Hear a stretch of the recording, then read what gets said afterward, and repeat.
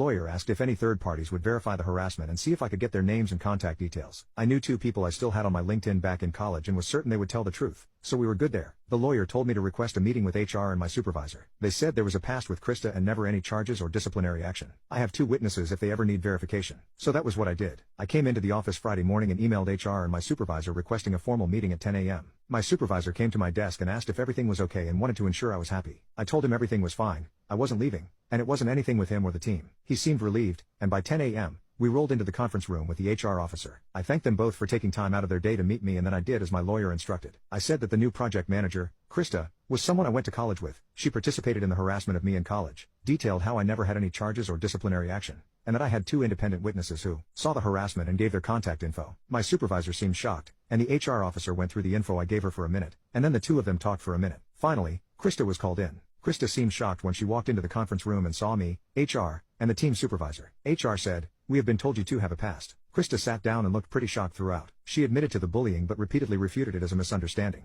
She never outright said what the bullying was, but then she was told that since this was an incident in both our pasts that nobody wanted to be brought up again, it should stay dead. HR clarified that this should not be a funny water cooler story to share. Krista and I both agreed to that, but Krista still looked shaken. Noon was coming up right when the meeting was wrapping up. My supervisor and HR again reiterated that neither of us was to speak about the college incident. We're professionals, and we're here to do a job. I went to the break room for lunch and felt like my appetite had finally returned. The last few days were stressful and starving for me, to be honest. I sat at a table with the rest of the development team, and we started eating. Halfway through my sandwich, another coworker, Sandy, came by and said, "So I heard an interesting story yesterday about you and Krista," with a big grin. She didn't get further because my supervisor was at our table. She stood up, pointed at Sandy, and across the room at Krista, said, "You too." Conference room. Now, I wasn't privy to what happened in the conference room, but I did see the HR officer go into the room 2 minutes later, looking pretty pissed and with a mustard stain on her shirt. I guess she got the call and was interrupted during lunch. Not sure what went on. The rest of my team asked what that was. I said, "I have no idea," and kept eating. 5 minutes later, 2 more coworkers on other project parts were brought into the conference room. Lunch ended, and we returned to work, but speculation was high. It wasn't until 3 that the conference room finally emptied.